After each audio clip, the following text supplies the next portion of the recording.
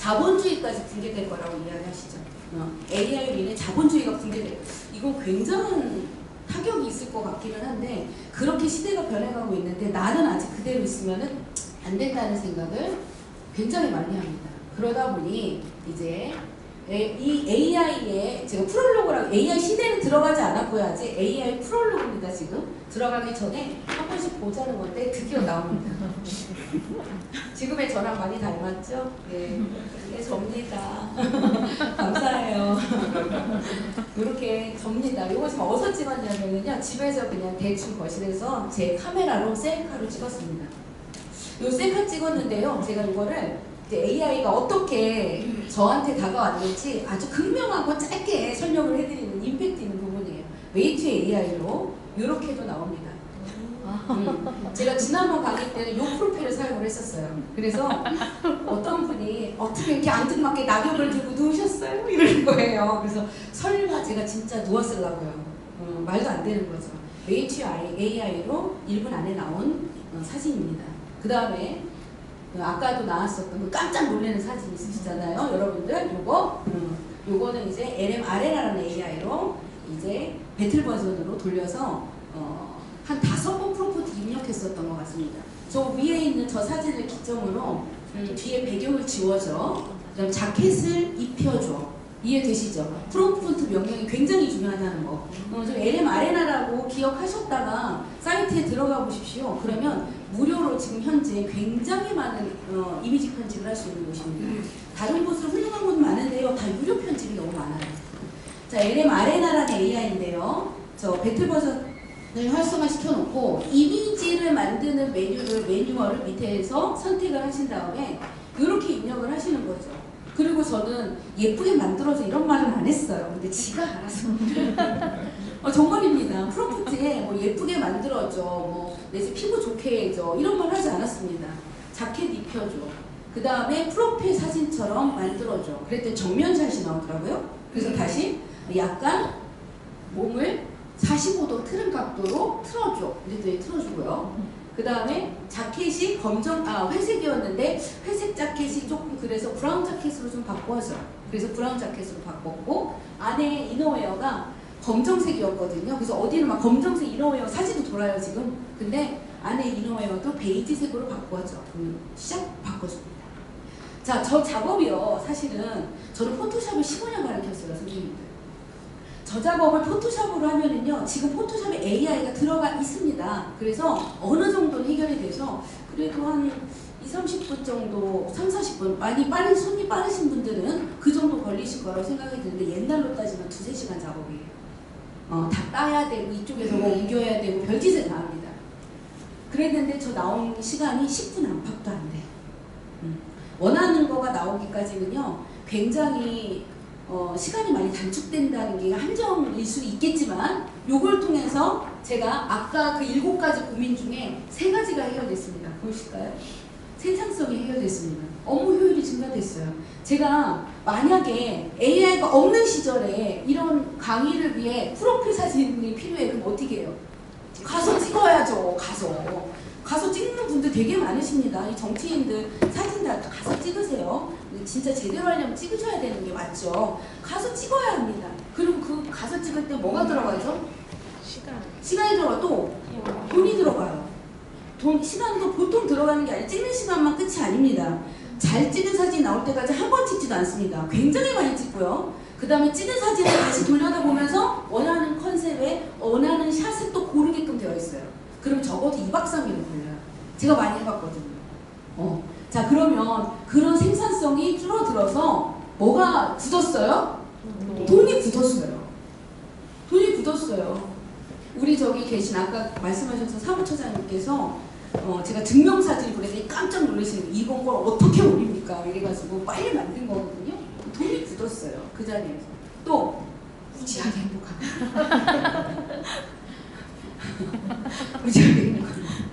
이게 저게 나예요? 말면서 되게 행복합니다. 그러다 보니까 이 3가지 만족감을 벌써 줍니다. 이거 하나로. 굉장한 거죠. 사실 굉장한 거죠. 이러다 보니까 일반적으로 일을 안 하시는, 제가 주부라고 칭할 수밖에 없으시는 분들이 있으시잖아요. 주부이신 분들도 생각하는 게 나름으로 AI가 내 인생에, 내 생활에 어떻게 다가올지를 보시면은 아마 조금 생각이 바뀌시지 않을까라는 생각이 듭니다. 자, 한번 바꿔. 이제 그러면 진짜 AI 시대는 어떤 시대냐?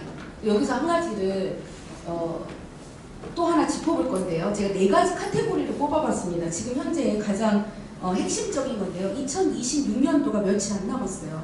우리 어렵게 시간 내셔서 2시간 동안, 2시간 가까이 이 수업을 들으러 오신 분들인데 정말 유익했으면 좋을 것 같다는 생각이 들어서 이 AI 시대를 정말 직감을 하셔서 2026년도를 기획하거나 예비하시거나 목표를 설정하시면 정말 좋을 것 같다는 생각이 듭니다.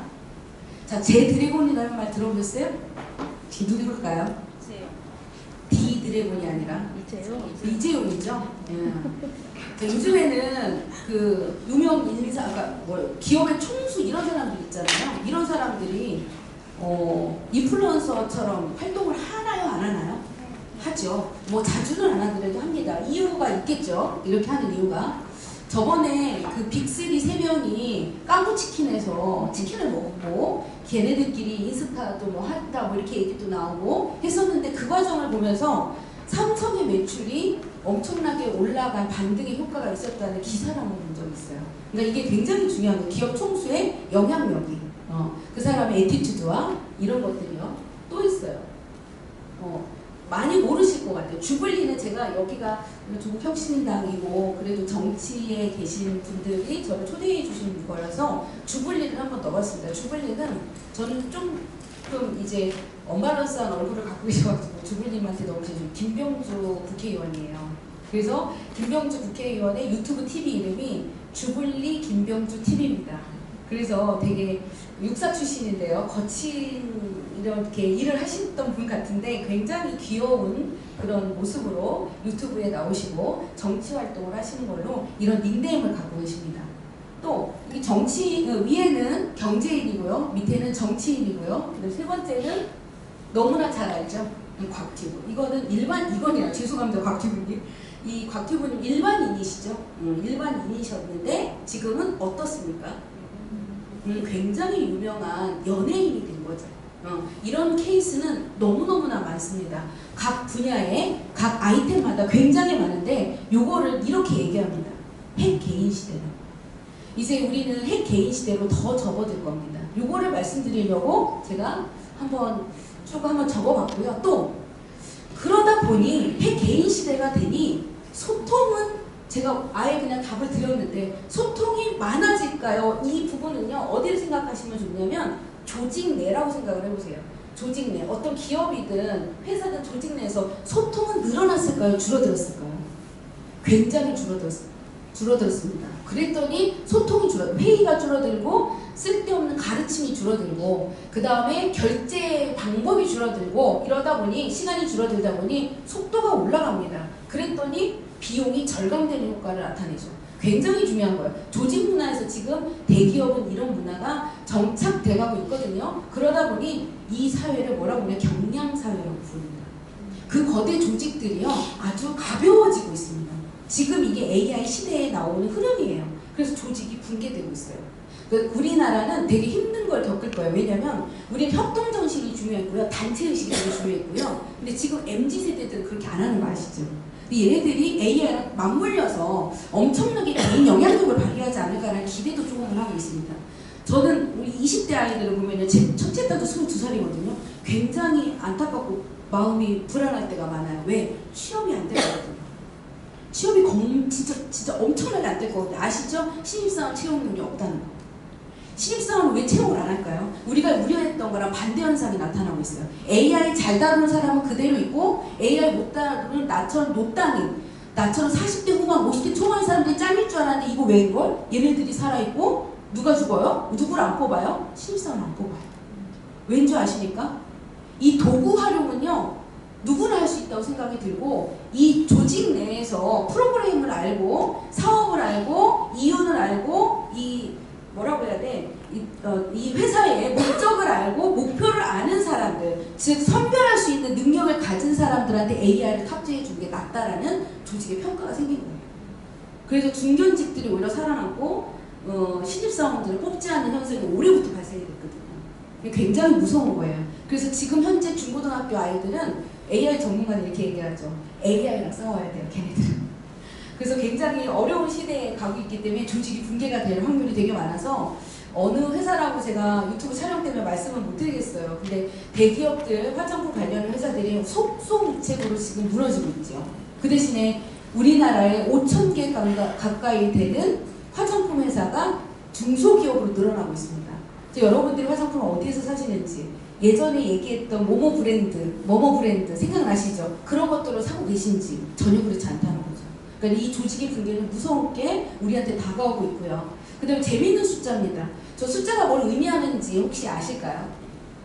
텔레그램은 30, 그 다음에 미드저니는 40, 베이스 44는 어떤 건지 모르겠는데 1이라고 적혀있어요. 저 다 회사 이름이거든요. 텔레그램 회사 아시죠? 카카오톡처럼 메시지를 주고받는 회사인데 텔레그램 회사의 직원 명수입니다. 30명밖에 안 됩니다. 또 미드전이라는 거는 AI 툴 중에서 영상을 편집하고 영상을 만들어내는데 가장 탁월한 AI입니다. 물론 유료로 진행하는 거고요. 미드저니 같은 경우에 직원 명수가 40명밖에 안 됩니다. 그러면 저것도 직원 명수겠네요. 베이스 44? 저는 어떤 회사인지 잘 몰라요. 근데 굉장한 뉴스를 봤습니다. 뭐를 봤냐면 1인 사업자잖아요. 이번 연도에 1,000억의 회사를 매각합니다. 1인 사업자가. 그게 현재 시점에 이 AI에 관련된 사업이 진행되고 있는 구성 형태, 조직 구성 형태입니다. 자, 이 부분은 뭘 얘기하냐면 1인 기업의 고부가가치 사업이 높아서 간다는 거죠. 저는 예전에 난 진짜 이렇게 브랜드도 있고 강의도 나가는데 좀 사람 좀 구해야 되는 거 아니야? 스케일업을 하고 싶은 거죠. 회사를 좀 확장하고 싶죠. 그리고 좀 조직이 좀 있었으면 좋겠고 이런 생각을 굉장히 많이 해서 직원을 한 명 고용했다가 딱 2달 쓰고서 얼른 그냥 안 해야겠다라고 생각한 적이 있어요. 왜냐면 제가 2시간만 할 거 이 친구가 이틀 동안 부여잡고 있고 8시간 동안 부여잡고 있는 걸 보니까 효율성이 너무 안 나와. 돈은 돈대로 나가고 도대체 어떻게 해야 되지? 신입사원을 뽑아야 돼. 왜? 급여를 조금 주려면 그럼 능력이 안 돼. 그 신입사원이 아닌 경력직을 뽑으려면 돈을 많이 줘야 돼. 매너리즘에 빠지게 되는 거죠. 그럴 때마다 이제 엄청나게 벽에 부딪힌 듯한 느낌이 들어서 그래 매출을 더 늘려야 돼 그래야지 내가 인력을 한 명 고용하지 이런 생각을 휘어잡고 있는데 이번 연도 생각이 완전히 바뀌었어요. 전혀 필요 없습니다. 인력이 전혀 필요 없어요. 제가 혼자 누구만 있으면 되냐면 솔직히 제가 작업하는 모습도 사진 한번 찍어보고 싶었는데 저는 이제 챗 GPT 켜놓고요. 그 다음에 제미나이 켜놓고요. 그 다음 요즘에 뜨는 게 뭔지 아시죠? 그록이 뜨고 있어요. 네. 그록 누가 만들었는지 아시죠?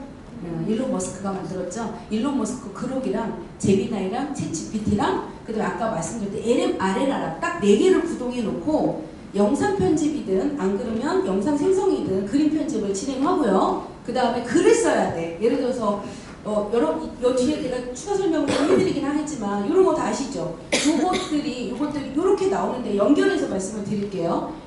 내가 좀 글을 좀 쓸 수 있다 그러면은 블로그랑 스레드를 좀 하셔야 되는 거고 그 다음에 내가 사진을 좀 잘 찍을 수 있다 그럼 감성이 좀 있게끔 할 수 있다 그럼 인스타를 하셔야 되는 거고 내가 말을 조금 할 수 있고 사람들 앞에 서고 재밌고 유쾌한 관계를 잘 맺는다 유튜브를 하시면 되는 건데 중요한 거는 예전에는요, 지금도 이렇게 촬영하고 너무 복잡하고 힘든 이런 과정이 당연히 이거는 실질적으로 촬영해서 나가야 되는 거지만 우리가 어떤 컨텐츠를 기준으로 만들어야 되는 영상이 있을 경우에는 예전에는 이걸 정말 다 촬영했었던 거를 이제는 촬영하지 않죠. 다 AI로 돌려서 영상을 생성해 놓고 그 생성에 나의 컨텐츠를 입힙니다. 이런 과정이 너무나 쉽게 들어가면서 여기 초연결 시대라고 해서 다 연결되는 세상이죠. 제가 가로 안에 적어놓은 것들이 위에는 쇼폼에 해당되는 거고 밑에는 스레드와 그다음 틱톡을 적어놨지만 사실 2개 회사 같지는 않지만 어쨌든 여러분들이 이런 식으로 핵개인 시대 그 다음에 경량사회, 1인 기업의 고부가가치, 초연결 시대에 살고 계시다는 거를 알고 있으셔야 되고, 저는 아이를 키우는 엄마들은 반드시 하셔야 된다고 봅니다. 아이들이 이해하는 폭도요 완전히 달라져야 되고, 저는 사실 제 제자들도 꽤 많은데 인플루언서가 되고자 하는 친구들이 있으면 박수 쳐줍니다. 굉장히 힘들거든요. 아무것도 안 하는 젊은이들이 너무 많아요. 근데 인플루언서라도 한다고 하면 정말 박수 쳐주고 굉장히 힘든 그 일을 진행하는 거를 도와주게 된다는 거죠. 자, 여기에서 제가 키워드를 뽑아냈습니다. 증강된 개인이 2026년도에 많이 나올 겁니다. 증강 현실이 아니고 AR, VR이 아니고 증강된 개인입니다. 개인의 영향력이 누구를 만나서? AI를 만나서 굉장히 높게 올라갑니다. 또 개인의 영향력이 지금 말씀드린 것처럼 또 증가됩니다. 또 이게 웃긴 게 뭐냐면요. 우리는 모두 개인입니다. 조직에 속해 있고, 그 다음에 엄마이기도 하지만 개인이라는 걸 잊어버리지 말으셨으면 좋겠습니다. 자, 그럼 여기서 키워드가 하나 나와요. 뭐죠? 개인이에요. 그럼 개인이 난데 내가 가만히 있으면은 안 된다는 결론이 지금 현재 AI 시대에서 답이 나오는 거예요. 답이 나와요. 그러니 이제는 우리는 뭐를 해야 할 때다? 퍼스널 브랜딩을 해야 할 때다. 누가 먼저 하느냐가 굉장히 중요할 것 같아요.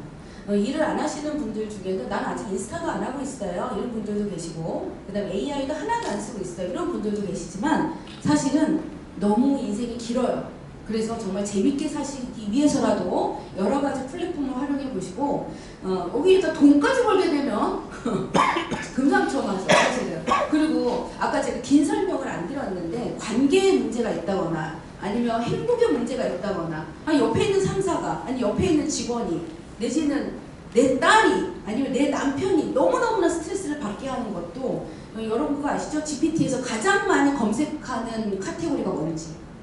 심리입니다. 심리. 아주 많은 사람들은요, 아주 많은 아픔을 겪고 있어요. 스스로가. 그거를 다 어디를 통해서? AI를 통해서. 어느 날 저희 아들이 애견남이거든요. 애견남 아시죠? 거기다가 F입니다. T가 아니라.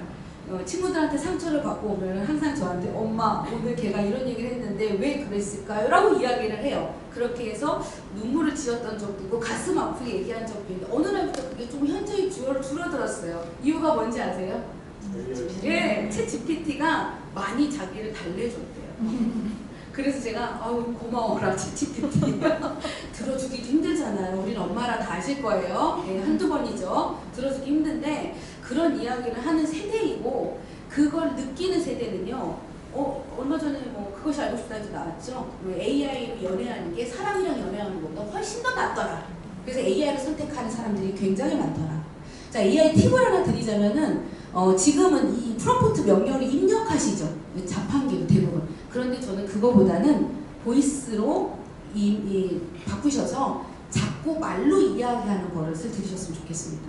그러면 질문을 해야 할 때 내가 생각을 한번 하기 때문에 굉장히 많은 사고가 늘어나고요. 그 다음에 이 친구가 진짜 사람같이 느껴져요. 저는 그래서 다 보이스를 켜요. 3가지 AI 보이스가 핸드폰에서 계속 돕니다. 그래서 똑같은 질문을 새 아이한테 다 해요. 새 아이한테. 누군지 아시죠? 제미나이, GPT, 그록한테 다 던집니다. 던져서 얘가 하는 말이 누구는 이렇게 대답하고 누구는 이렇게 대답하고 누구는 이렇게 대답하는 거를 취합합니다.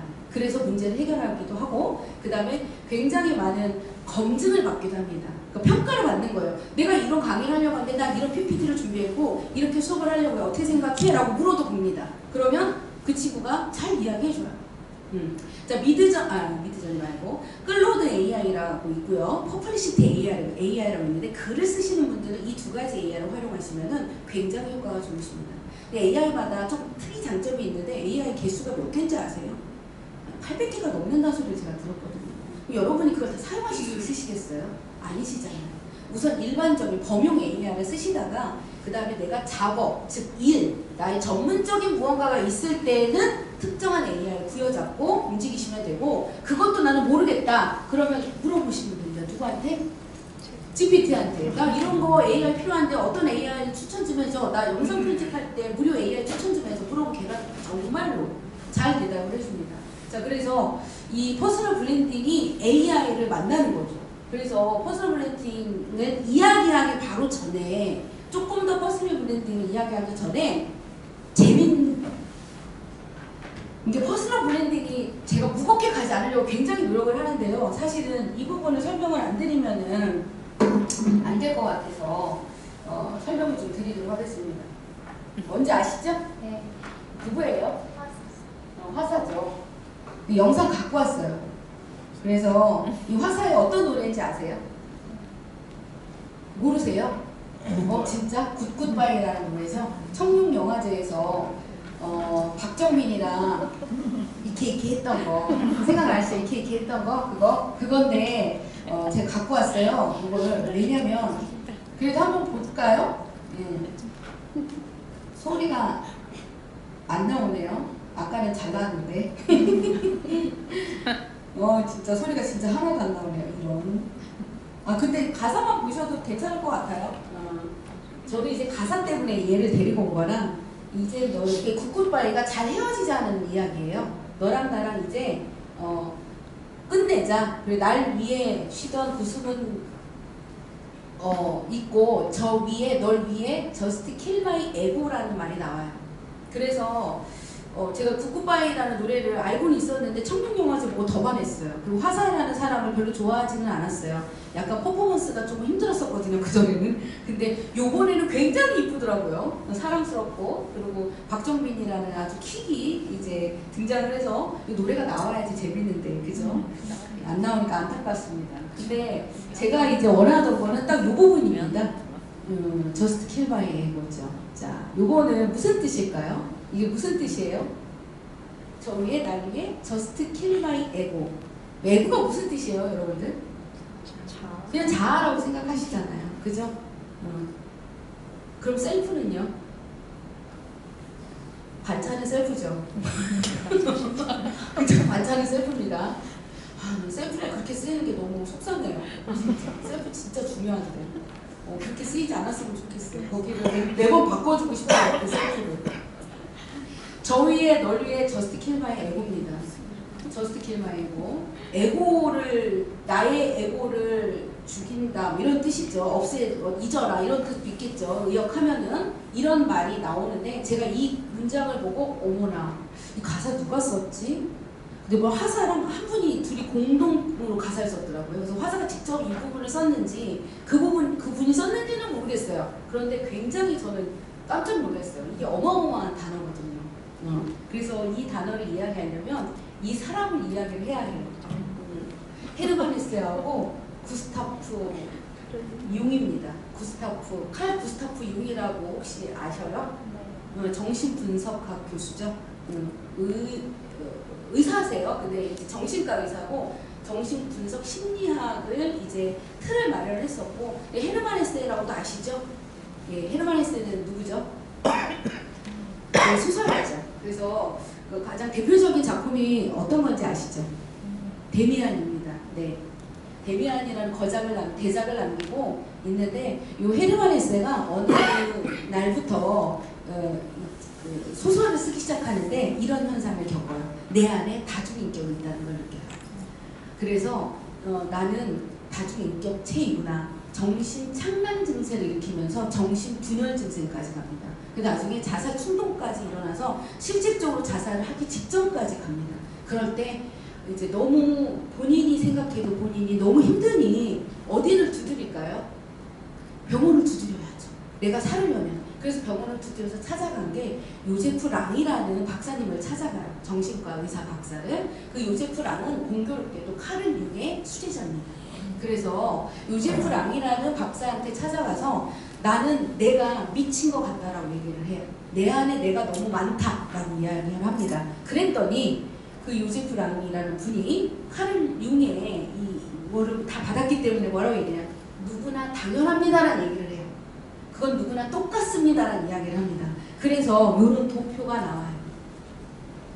저 안에 이제 셀프가 있고 에고가, 저는 깊게는 못 들어갑니다. 전문가가 아닙니다. 저희 섀도우는요 되게 좀 부정적인 측면이 난데 에고와 셀프 정도는 제가 말씀을 드릴 수도 있을 것 같아서 감히 갖고 나왔는데 에고는요 쉽게 말씀드리면 남이 보는 납니다. 남이 보는 나. 자, 집에 혼자 있을 때 여러분은 어떻게 하고 계십니까? 여러분이 아는 여러분, 나만 아는 나가 있지 않으세요? 집에 혼자 있을 때 나와 밖에 나갔을 때 나는 완전히 달라요. 자, 이게 너무 멀어지잖아요. 밖에 있는 내가 나랑 너무 다르잖아요. 그것도 문제가 생겨요. 맞죠? 밖에 나가서 저는 아이한테 가끔은 저희 애들이 이제 애고와 셀프를 이야기를 많이 해서 저희 애들이 집에서 엄마한테 팅팅 얘기할 때는 너 왜 자꾸 애고 안 하고 셀프해? 이렇게 얘기도 하거든요. 애고 하지 말고 저기 셀프 하지 말고 애고해 이렇게 얘기도 하고 이렇게 뭔 소리냐? 밖에서 행동했던 거랑 이게 되게 재밌는 게 엄마한테 팅팅거리는데 밖에 나가면 애들이 사회생활 굉장히 잘하거든요. 되게 아이러니한 거죠. 그러면 이 친구도 벌써 이 사회성이라고 말할 수 있는 나만 아는 나와 남이 보는 나에 있어서 이미 벌써 변동된 자아를 경험하는 거예요. 이게 에고하고 셀프입니다. 자, 이때 에고가 없어도 안 되는데 에고가 나쁜 아이가 아니에요. 사회성이 없다는 거예요. 그거는 나만 주장하면 되지 않지 않습니까? 그러니까 셀프는 나 자신, 온전한 내 자신을 얘기하는 거고 에고는 그 안에 남들이 보는 나입니다. 이 에고가 너무나 멀어져서 셀프를 만나지 못할 때에 굉장한 괴리감으로 사람들은 혼자 있는 시간을 견디지 못한다고 합니다. 조금 느낌이 오세요? 외부인들한테 친절했고 집에 들어와서 가족한테 막말하는 어른들도 되게 많았어요. 예전에 아버님들 되게 많았습니다. 밖에 나가서 친절하시고 집에 와서 막 부인한테 그 다음에 막 자식한테 막말하는 사람들도 되게 많았거든요. 그런 분들도 많았거든요. 그런 분 어떤 거예요? 에고가 너무나 출중한 거고 셀프가 없으신 분이에요. 자, 그럼 우리는 자존감이라고 생각해서 채워야 되는 부분은 어떤 부분일까요? 셀프입니다. 셀프를 강하게 만들어야 되고 셀프가 에고랑 잘 만나게끔 해주셔야 돼요. 그래서 밖에서 사회생활하는 나랑 집에서 나랑이 일치할 수는 없어도 어느 정도 접점을 찾아가야 붕괴가 안 온다고 합니다. 이 정신적인 붕괴가 오지 않는다고 합니다. 이거는 카를 융만 얘기한 게 아니라 김창욱 교수도 얼마 전에 얘기하시더라고요. 밖에 있는 나와 나 안에 있는 나를 자꾸 만나게 해주지 않으면 문제가 생긴다는 얘기를 많은 분들은 알고 계십니다. 그거를 제가 지금 왜 퍼스널 브랜딩에 이렇게 외치면서 얘기를 하냐. 퍼스널 브랜딩은 무엇인가? 퍼스널 가장 중요한 건 무엇인가를 말씀드리려고요. 그러면 에고보다는 어떤 아이를 나만 볼 수 있는 나, 온전히 나로만 있는 이 셀프를 어떻게 해야 돼요? 본질로 정확하게 볼 수 있는 눈을 가져야 된다고 저는 생각을 합니다. 퍼스널 브랜딩이라고 하면 제가 이야기를 드리는 이유는 저는 마케팅 업자예요. 저는 마케팅을 정말로 많이 했어요. 개업도 그렇게 했고 처음에. 그러면 진짜 많은 사람들 마케팅을 도와드릴 때 기법만 배우려고 합니다. 그리고 어떻게 하면은 노출이 많이 되고 어떻게 하면은 포장을 잘할지만 배우는 게 마케팅이에요. 그러다 보니 뭐가 없어져요? 본질이 없어져요. 굉장히 위험한 길로 가고 있는 분들을 많이 봤습니다. 마케팅은요, 사실은 본질이 제일 중요해요. 화장품을 만들어? 그러면 클렌징을 만들어? 얼굴에 무리가 주지 않게 건강하면서도 잘 지워지는 화장품을 만드는 게 본질이죠. 그리고 엄마야. 나는 엄마야. 사업가만 해당되는 게 아니에요. 정치인도 마찬가지입니다. 정치인의 본질은 뭘까요? 퍼블릭 마인드라고 저는 봅니다. 공적인 마인드. 본인의 이익을 추구하는 게 아니라 이 시민들, 그다음 단체들, 이 시에서 가장 중요한 그런 의제나 난제들을 해결하는 건 퍼블릭 마인드가 탑재가 되는 게 본질이고 그걸 위해 열심히 노력하는 거죠. 그럼 엄마는 본질이 뭡니까?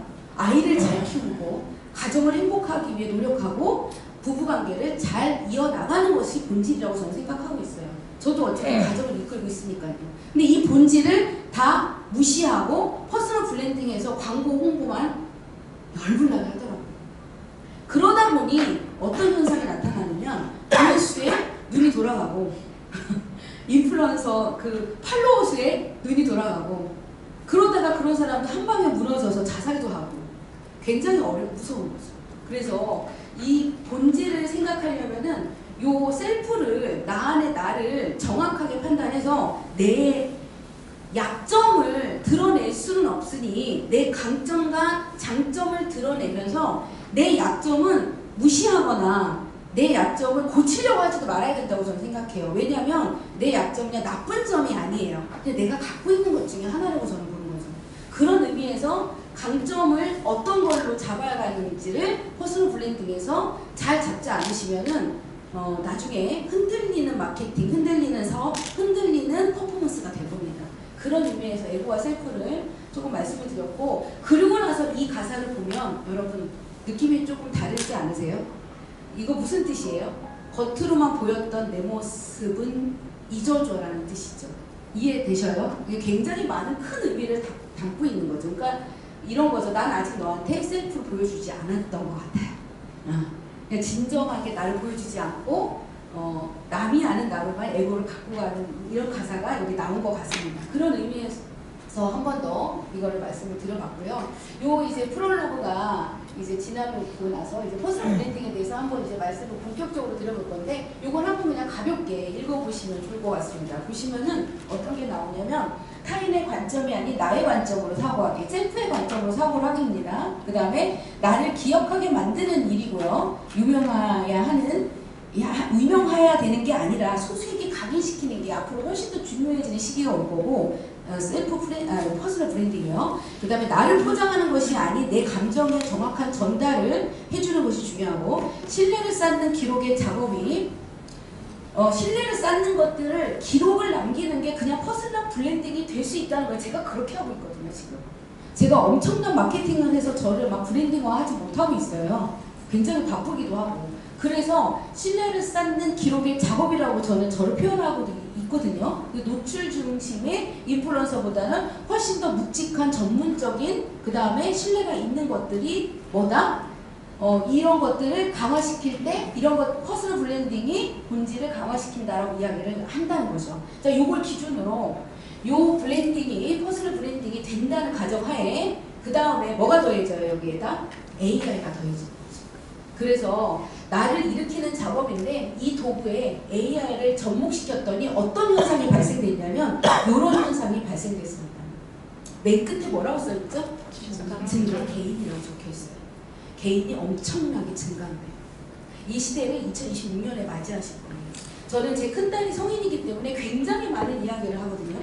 그래서 개인적인 이야기를 다 드리지는 않겠지만 AI 시대에 맞닥뜨려야 되고 AI 시대에 공부를 해야 되고 대학교에서 나중에 AI 시대에 어디로 가야 돼요? 취업전선에 가야 되는 친구한테 굉장히 많은 이야기를 하면서 요 PPT에 이 부분을 보냈어요. 사실은요. 첫째 딸한테. 증강 개인의 시대가 올 것이다. 너는 어떻게 준비를 해야 될지를 생각해봐라.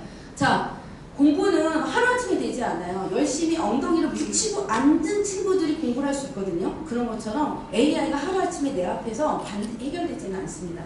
중간중간에 점검을 하면서 진짜 열심히 이 활용을 하고 써보아야지만이 되는 중요한 건 제가 자꾸 유튜브 촬영해갖고 재밌게 못하겠어요. 가슴이 아픈데 저소거도 하고 막 이랬으면 좋겠는데 그런 걸 못해가지고. 근데요, 재밌는 거는요, 일을 하지 않으면요 AI가 그렇게 많이 활용도가 높지 않아요. 이 부분을 꼭 기억하셨으면 좋겠어요. 그리고 나는 내 일에는 별로 상관이 없어요 라고 얘기하시는 그런 저는 직업군은 없다고 봐요. 없다고 봐요. 그냥 무조건 여러분들 되게 빨리 시간이 지나가거든요. AI는 내년에 엄청나게 더 많이 증강될 거거든요. 예신력이 너무 많이 늘어나고 있거든요. 사람은 그대로이고 무서운 현상이 발생될 건데, 마크 주크버그 회사가 어딘지 아시죠? 마크 주크버그가 어떤 회사를 갖고 있죠? 메타라는 회사를 갖고 있어요. 거기서 이번에 글래스가 나왔는데 전문가들 말에 이 글래스가 2번 업그레이드가 되면은 AI가 탑재가 완전하게 된다 합니다. 그럼 지금요 AI한테 우리가 물어보죠. 보이스로 물어보든 프롬프트 명령으로 타이핑을 치는데 이제는 이 글래스에 뭐가 달려요? AI가 달려서 AI가 뭐가 생겨요? 뭐가 생겨요? AI한테? 눈이 생겨요. 눈이 생긴다고요. AI가 이 글래스에 탑재가 되면서 눈이 생겨서 얘가 우리가 원하지 않은 정보를, 우리가 주지 않은 정보를, 내가 원하지 않은 정보를 얘가 알아서 다 파악합니다. 그러면 굉장히 무서워질 거라고 다들 이야기를 해요. 그러면 선생님, 강의자님 AI를 안 개발하는 게 낫지 않아요? 저도 가끔 겁나거든요. 근데 AI 전문 개발자들의 목표는 2가지입니다. 그것도 여러분 알고 계셨으면 좋겠어요. 기본 상식적인 면에서도요. 뭐냐면 AI 개발자들은요, 저기 저 미국에 되게 많거든요. 거기 어디 타운 같은 거 있잖아요.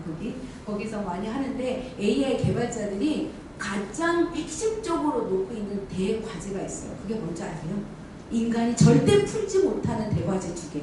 뭔지 아세요? 뭘까요? 말씀 한번. 우리가 절대 해결하지 못하는 게 있습니다. 그랬더니 어떤 감기도 아직 해결 못해. 감기도 이렇게 얘기하시더라고요. 그건 또 맞죠. 근데 대과제 해결 못하는 게 뭐냐면 죽음이에요. 그래서 죽음 없는 인간의 영원성을 갖고 있는 유토피아를 꿈꿔요. AI 유토퍼들이라고 얘기를 하더라고요. 또 있어요. 뭘까요? 우리가 생존하고 있는 이 곳이 어디죠? 지구죠. 우리는 우주를 생각하면 마음이 막 저절로 강한해지지 않으십니까? 왜? 어디가 끝인지 아직도 몰라. 그러니까 저 끝이 어딘지 아직도 몰라, 우주는. 그리고 죽음도 해결하고 저 끝이 어딘가까지도 해결할 수 있는 대과제의 명제를 딱 놓고 AI의 전문가들은 계속 개발을 해나가고 있습니다. 그 개발을 하고 있는 그 와중에 우리는 그 개발러들을 쫓아가는 입장도 아니고 그 개발러들이 마련해 놓은 오픈 AI라는 회사가 GPT라는 거 만들어 놓은 것처럼 이렇게 만들어 놓은 AI에서도 활용도 못하고 있다면 굉장히 도태되고, 저희 아버지가 돌아가시기 전에 어떤 얘기를 하셨냐면, 나는 광고를 보는데 도대체 알아들을 말이 없더라, 이렇게 얘기하셨어요. 우리가 광고를 보다가 못 알아듣는 말이 많이 나오면은 내가 많이 뒤처지구나라고 생각하셔야 되는데, 그 시기가 얼마 안 남았고 나 또한 뒤처질 수 있다는 걸 잊지 말으셨으면 하는 마음에서 이렇게 증강개인이라는 단어를 제가 썼습니다. 나다움을 증폭시키는 전략, 증강개인이 퍼스널 브랜딩이라고 보시면 되겠습니다. 자, 너무 어렵지 않으시죠? 네. 자, 그래서 성공 리더의 퍼스널 브랜딩이 좀 바뀌었습니다. 자, 이제 퍼스널 브랜딩이 뭔지는 알았어요. 그 다음에 AI도 대충 감이 왔어요. 이런 시대에 안 쓰면 안 되겠네. 어떻게 써볼까? 이런 생각까지도 할 수 있고, 퍼스널 브랜딩, 나 집에서 가만히 있는데 어떻게 날 브랜딩 해보지? 그거는 난 너무 무모한데, 이런 생각도 하시는 분도 있겠지만, 일을 하시는 분들 같은 경우에는 또 다른 투잡이나 쓰리잡으로 굉장히 많은 퍼스널 브랜딩을 하시는 분들이 많이 있고요. 일은 일이고요. 나의 자아 실현을 위해 퍼스널 브랜딩 하시는 분들도 굉장히 많습니다. 돈은 벌어야 하기 때문에 버는 거고, 내가 원하는 거는 따로 있잖아요. 근데 이걸로 가려니 돈을 버는 게 너무 힘들어질까봐 못 가고 겁나서 못 가는 분들 굉장히 많으시죠. 이런 분들 모두가 다 퍼스널 브랜딩에 속합니다. 근데 여기에 이 글자가 들어가면 복잡해져요. 또 복잡해집니다. 성공자가 들어가면 성공해야 돼. 퍼스널 브랜딩을 성공해야 돼. 그러면 그냥 해서는 안 된다는 소리 아닐까요? 그냥 하면 안 돼요. 그럼 어떻게 해야 되냐는 거죠. 그 부분을 조금만 보겠습니다. 제가 좀 써온 건 있는데 이해할 수 있게끔만, 제가 마지막에 알고리즘을 하나 말씀을 드릴 건데 그 부분만 이해를 하셔도 좋을 것 같아요. 성공이라는 거는요, 저는 대단하게 보지 않습니다. 이번 연도보다는 내년이 조금 더 나은 삶을 가면 정말 성공한 삶이라고 저는 생각해요. 그래서 저는 2012년도에 세종에 와서 무직으로 경력단절 여성으로 출발했지만 12년도부터 지금까지 단 한 번도 그 수입선이 떨어져 본 적은 없는 것 같아요.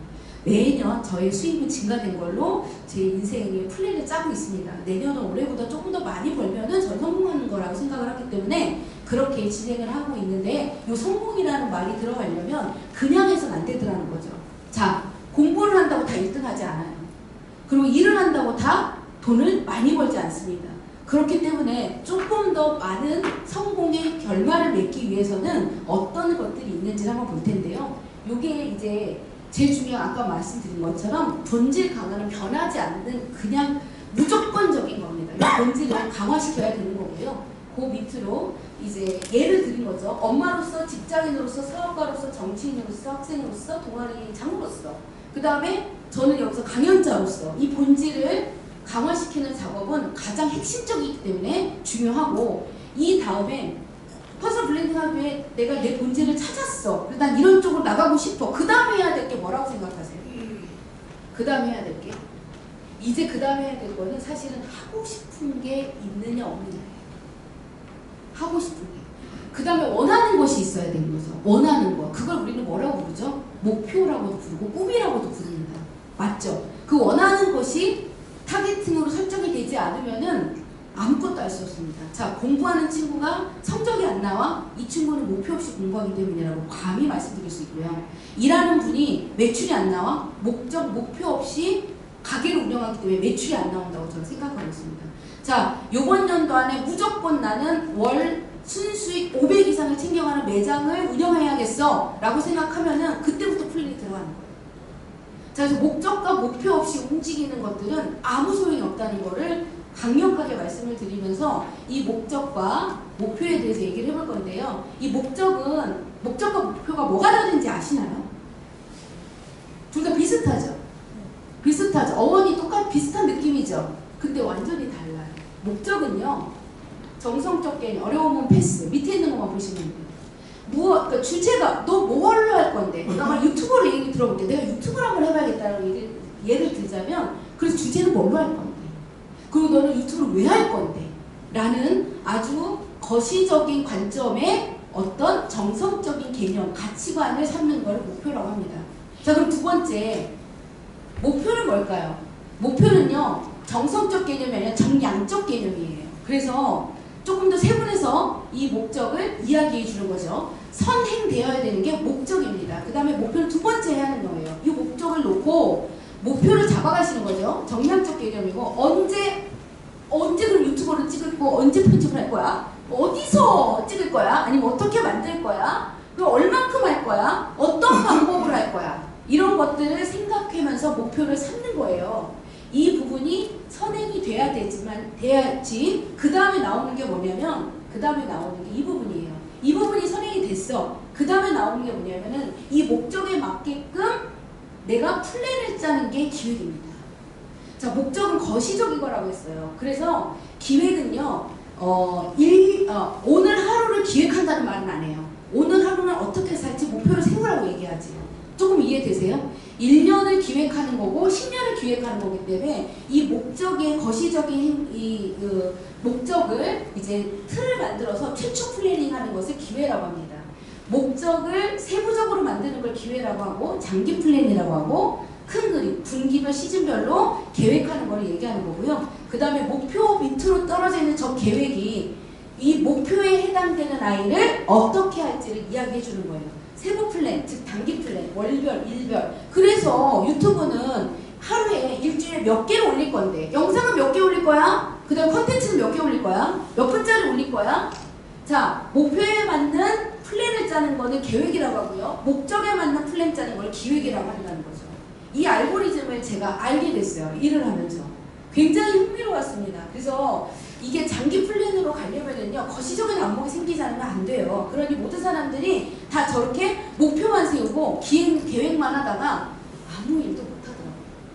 그래서 장기 플랜이 굉장히 중요한 이유가 뭐냐면, 사실은 내가 일을 할 때 1년 내에 관련된, 2년에 관련된, 10년에 관련된 장기적인 목적이 없이 운영을 하기 때문이라고 저는 봅니다. 그래서 계획을, 플랜을 실행하는 것들, 이 플래닝을 짜는 것들, 그 다음에 계획을 짜는 것들이 제가 볼 때는요, 요즘에 이 부분이 되게 어렵게 느껴지지만 요즘에 이 부분을 누가 해줘요? AI하고 툴들이 아주 많이 도와준다는 거죠.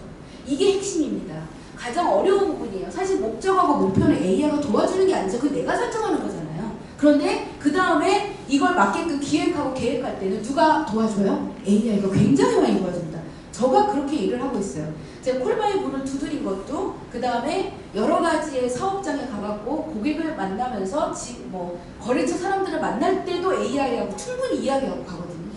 진짜로요. 그렇게 해서 준비 작업을 해서 리스크를 최소화하고 효율성을 증대하는 역할을 하는데, 이 AI하고 툴 활용이 이 기획 단계에서, 계획 단계에서 반드시 많이 쓰이고, 아마 직장 다니시는 분들은 아마 급격하게 공감을 하실 거예요. 요게 이제 제가 말씀드리는 알고리즘의 두 번째입니다. 세 번째 보도록 하겠습니다. 세 번째는요, 요게 지금 됐어요. 그런 다음에 나오는 게 뭐냐면 이제는 실행이죠. 계획을 너무나 잘 짰어. 근데 가만히 있는 분들이 너무 많죠. 지금 빨간색으로 하면 이유가 다 있죠. 아무도 그걸 다 하지 못하더라는 거예요. 그러면 제일 중요한 건 이 실행인데, 이 실행이 그냥 되지가 않고 여기에서 또 누가 이 셀프가 나를 붙잡고 늘어져요.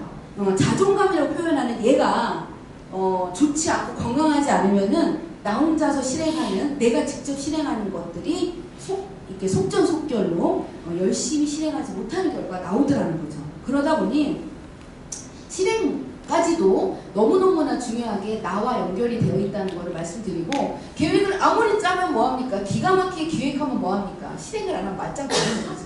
자, 이게 가장 중요하고, 이러다 보니 또 마지막 단계 보겠습니다. 실행까지 왔어요. 그 다음에 마지막 단계는 뭔지 아십니까? 여기로 끝났어. 나는 했어. 내가 계획한 거를 다 실행했어. 그랬더니 막 뿌듯해 죽겠어. 내가 못할 줄 알았는데 했어. 너무 뿌듯해. 라고 가만히 있으니까 사업이 안 되는 거더라고요. 왠지 아세요? 이 마지막의 결론이 얘가 되게 중요해요. 결과 분석입니다. 그래서 네가 원하는 목적과 목표를 이뤘어? 그걸 해냈어? 이게 됐어? 안 됐어? 여기 만족한 결과가 나왔다. 그러면은요 정말 훌륭한 거죠. 내가 목표와 목적을 잡고 계획과 기획을 플랜해서 실행까지 했는데 이게 돼버렸네. 내가 이번 연도 안에 유튜브를 해갖고 1만 명의 구독자 수를 모이기 위해 계획을 세워서 충분히 실행을 똑같이 했더니 이게 결과 분석을 해봤더니 나와버렸네. 그럼 그 다음 뭐를 하면 되는 줄 아십니까? 이 짓을 계속하면 됩니다. 이거를 선순환이라고 해요.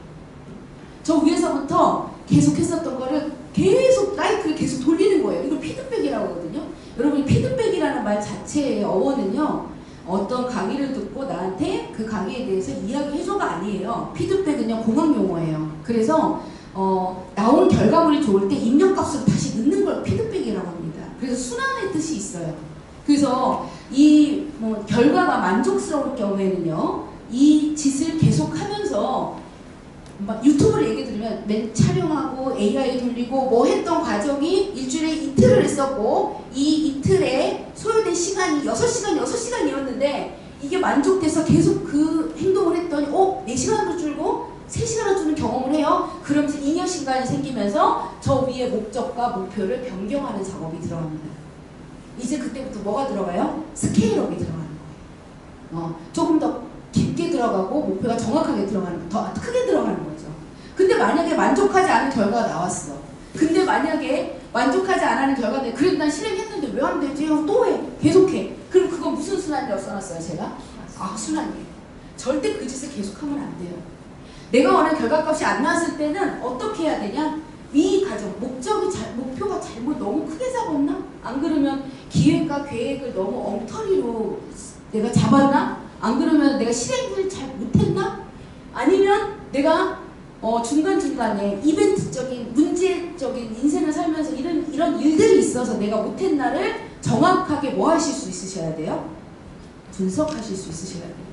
이걸 분석해서 내가 어느 부분에서 문제점이 있는지를 찾아내고 그 부분을 수정해서 다시 돌리는 작업이 여기도 바로 AI가 활용이 됩니다. 결과 분석할 때. 그래서 GPT는 유료 버전 받으면 추론을 정말 잘해주고요. 그 다음에 내가 이런 데이터를 넣었을 때 앞으로 어떻게 될 것 같아 라는 결과 분석들을 굉장히 많이 해줍니다. 이번 것들도 AI랑 도움을 굉장히 많이 받을 수 있다는 거를 여러분들 말씀드리면서 요거에 해당되는 알고리즘 플로우 차트를 한번 보겠습니다. 요거만 기억하셔도 좀 좋을 것 같기는 한데요. 보시면은 선순환 알고리즘 플로우 차트입니다. 그래서 셀프, 즉 나를 찾아서, 제대로 된 나를 찾아서, 이게 나라고 생각하지만 물건을 넣으셔도 돼요.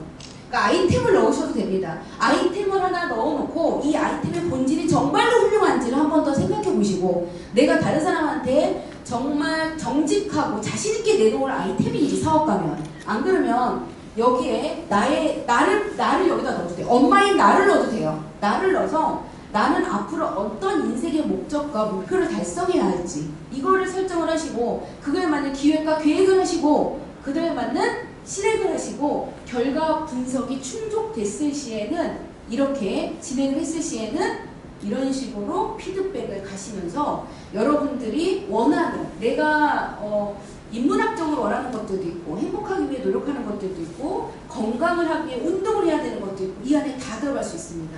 그래서 이 본질이 아주 훌륭하게끔 만들어 놓기 위해서도 이 행동을 계속해야 하고, 얘가 본질을 업그레이드 시켜놨다면 원하는 것들을 설정을 하시고, 그 다음에 기획과 계획을 하셔서 결과까지 분석을 하셔서 내 인생에 내 마음 속에 내가 원하는 것들을 하나씩 하나씩 차곡차곡 성과를 내보시면은 얼마나 재미있는지. 저는 성과가 좀 운이 좋게도 잘 났었던 것 같아요. 그래서 그 좋은 분들도 많이 만났고 일을 정말 하게 될 수 있다는 것만으로도 저는 되게 행복했었거든요. 그래서 이런 피드백을 선순환으로 만드는 이 알고리즘을, 이 선순환 알고리즘을 여러분들이 꼭 생각을 하셔서 그냥 AI가 아닌, 그냥 퍼스널 브랜딩이 아닌 성공을 갖고 있는, 성과가 좋을 만한 알고리즘을 낀 이런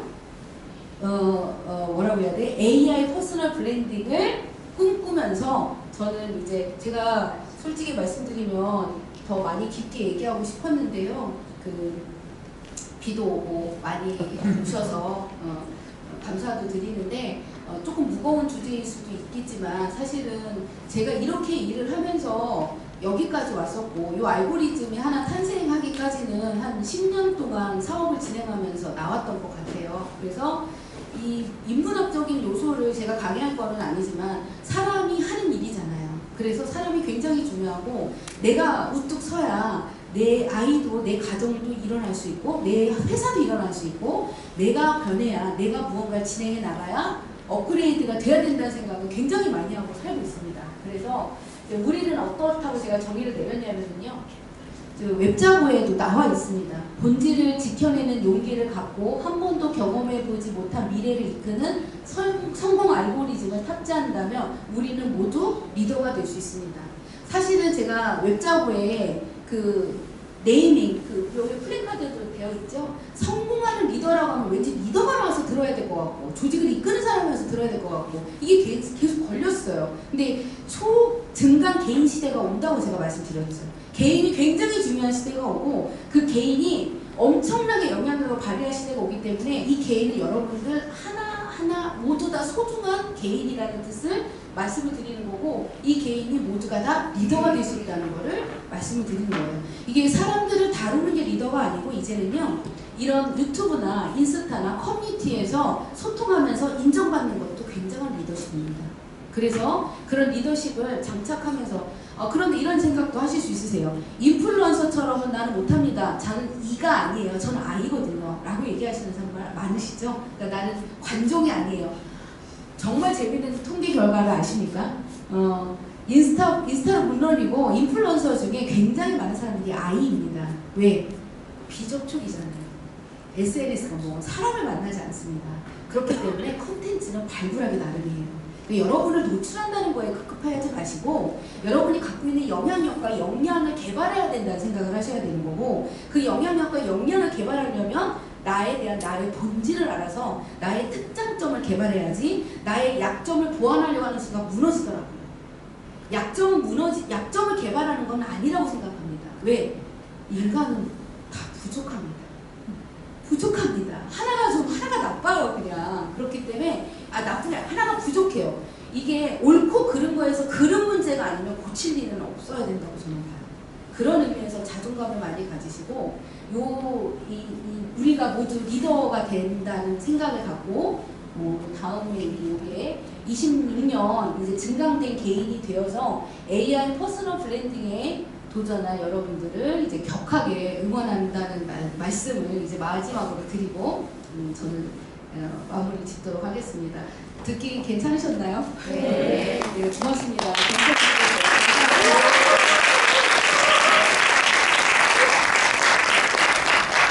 제 마음